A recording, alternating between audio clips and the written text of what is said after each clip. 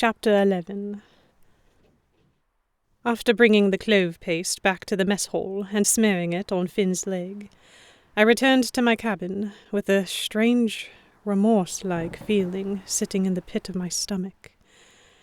I had clearly said something wrong, and in any normal situation, I would have immediately gone to find Grayson and apologized. But this was not a normal situation.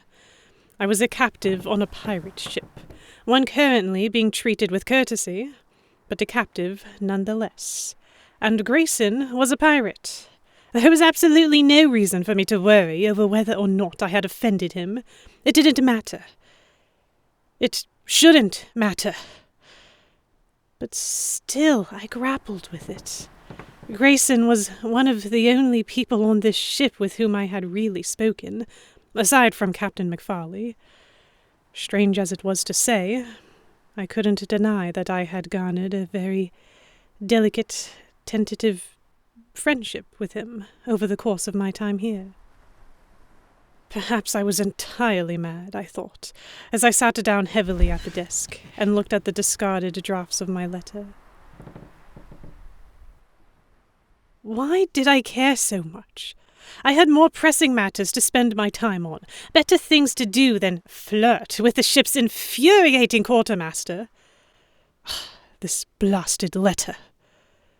The more I stared at the half-written pages, the more dismay began to build in my chest. Flirting with Grayson had been a far more preferable way to pass the days, but I couldn't put this off for much longer. I was going to have to come up with something to write, for better or worse. Dear Father, as you may have surmised, I have been abducted by pirates, but would you mind terribly not being cross about it, and maybe we can just have them drop me off at port, and we can all forget this ever happened. If only. I wasn't sure how long I spent leaning over the desk scribbling notes with progressively worsening handwriting. I was going to run out of parchment at this rate. But every time I put something down, I hated it mere moments later.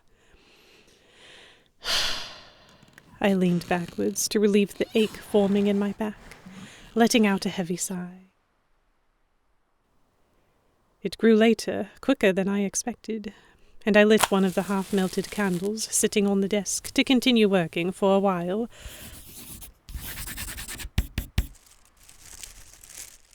before giving up and collapsing into the bed. I flexed my dully aching hand as I drifted off to sleep, trying to clear my head, but I was utterly unable to shake the image of Grayson and the look on his face when he'd stormed off. For the next few days, I occupied myself with looking after Finn and working on the letter as much as I could without sinking completely into a panic. Finn was significantly more pleasant to be around when he wasn't drunk. It had taken some time to convince him that he would not, in fact, be thrown overboard just for speaking to me, but once I had, he was surprisingly friendly and cooperative, and listened intently to my instructions for treating his leg.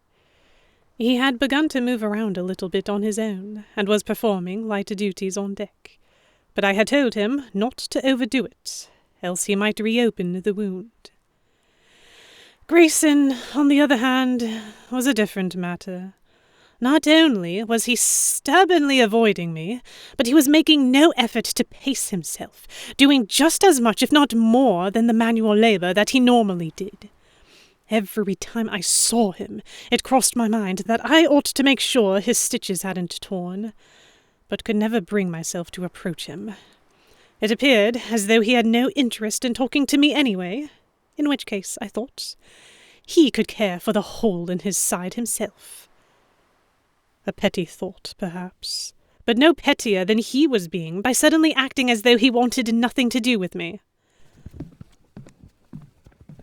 I failed to find Finn in the mess hall one afternoon, and went to look for him above deck for our daily checkup. As soon as I stepped out into the open air, my eyes were immediately drawn to something on the normally empty horizon. A ship. It was still a distance away, but close enough for me to make out the flag it was flying. The colours red, white, and blue jumped across the ocean at me, forming the unmistakable pattern of the Union Jack. I turned my gaze up towards the mast on the Libertas, and saw that they had the Spanish flag flying again. A trickle of nausea found its way into my stomach. They weren't going to rob another ship, were they? I looked around. It certainly didn't seem as though they were preparing for battle, though a few of the crew members did seem on edge, casting the occasional furtive glance out at the British ship. And surely, if there was going to be another confrontation, Grayson would have fetched me to make sure I stayed out of the way, right? I spotted Finn over by the prow, whistling cheerfully to himself as he swabbed the deck. Grayson was nowhere in sight.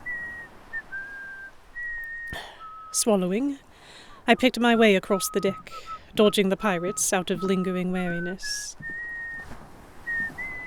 Finn noticed my approach and gave me a hesitant smile. He still seemed a bit nervous whenever I came near him, but it was an improvement over refusing to even look me in the eye. "Afternoon, your ladyship," he said, dropping into his best attempt at a bow. I winced at the title, but the one time I had asked him to simply call me Everly, he looked as though his head might explode. "Not much pain today," he informed me, before I could even ask. "Just a bit whenever I lean on it wrong."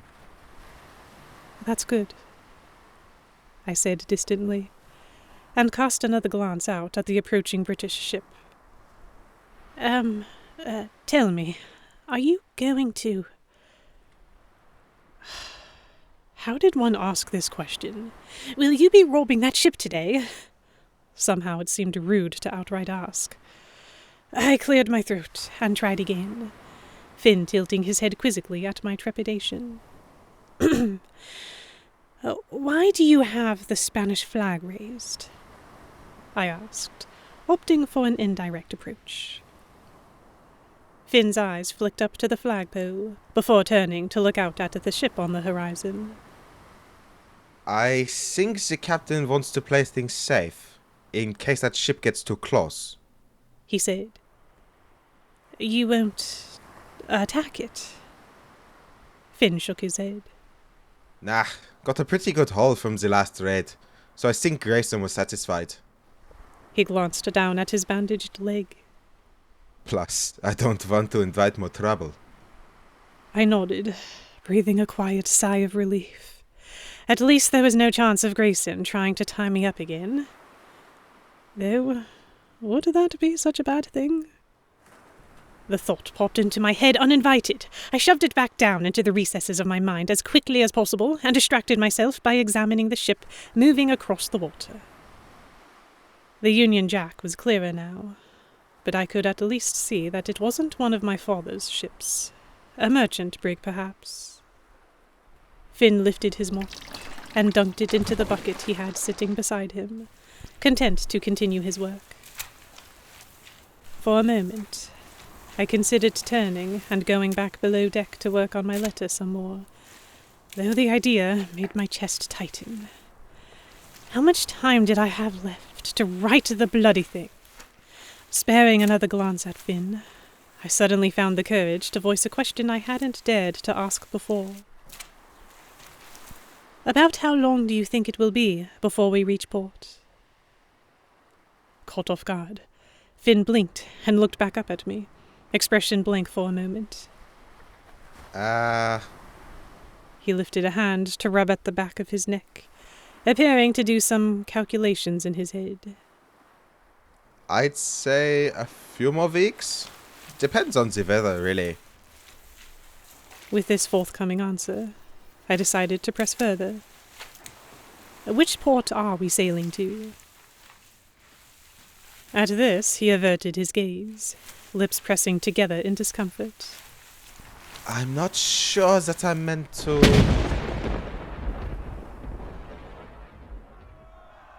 Finn's words were consumed by a thunderous boom, followed a split second later by the entire deck jerking to one side. I was thrown hard to the ground. I remembered opening my mouth to shriek, but I was unsure if the sound had actually made it out. All at once, a chorus of shouts rose up around me, and somewhere I heard Captain McFarley bellowing orders to load the cannons.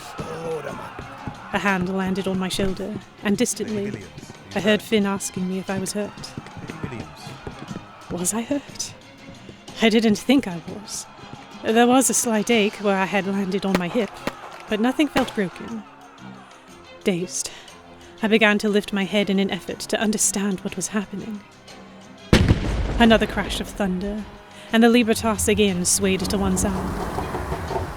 I struggled to maintain my balance, trying to push myself off the ground, only for someone to shove me back against the deck.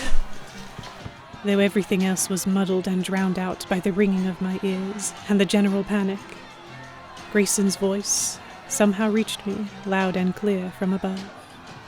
Take her below, and you're to stay down there with her. You're still in no condition to fight. Yes, sir.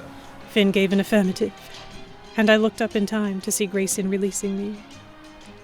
You're in no condition to fight either, I wanted to tell him. But any hope I had of being heard was lost when there was another boom. This time resonating from the depths of the Libertas as it spat out its retaliation. Just as quickly as he'd appeared, Grayson vanished. Finn wrapped an arm around my shoulders to help me off the ground. This way, Lady Williams. He was saying something in my ear, What's that? but the words didn't register.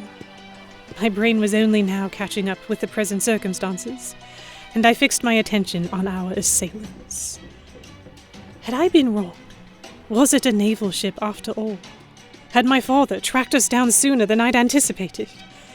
I was certain that if it had been one of my father's brigs, I would have recognized it, but now there was no way for me to double-check. A thick haze of smoke and gunpowder clouded the air, making it hard to differentiate friend from foe, let alone discern the details of the attacking ship.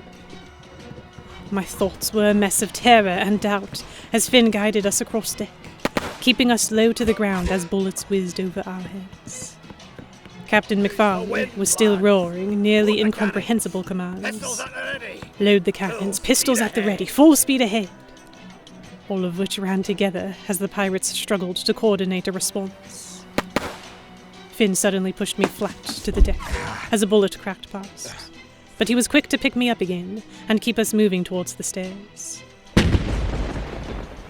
For a third time, the Libertas lurched sideways. Finn's grip turned to iron around my arms as he struggled to hold on to me, fingers digging into my arms hard enough that I was sure they would leave bruises.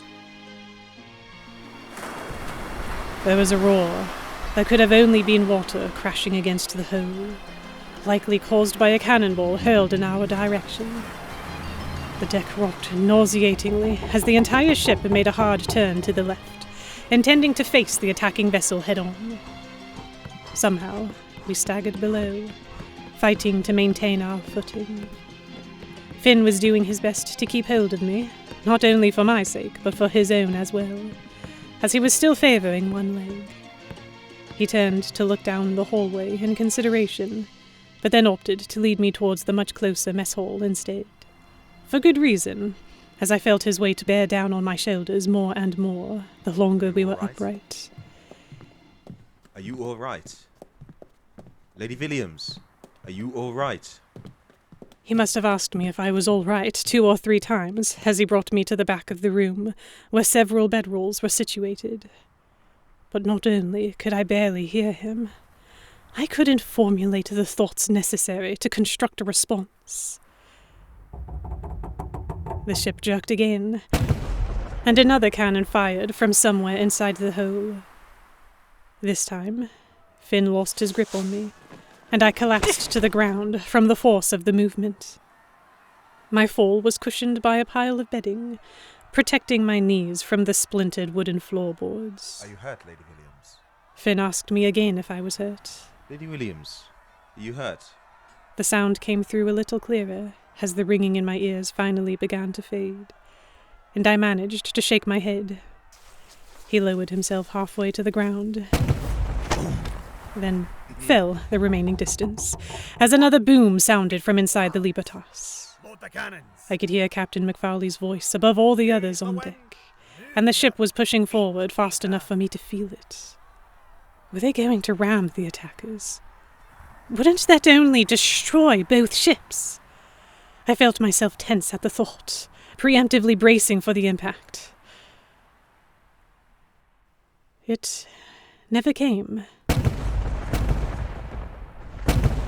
Several more cannons went off, but the ship remained relatively steady, and the panic above slowly shifted into that of organized chaos.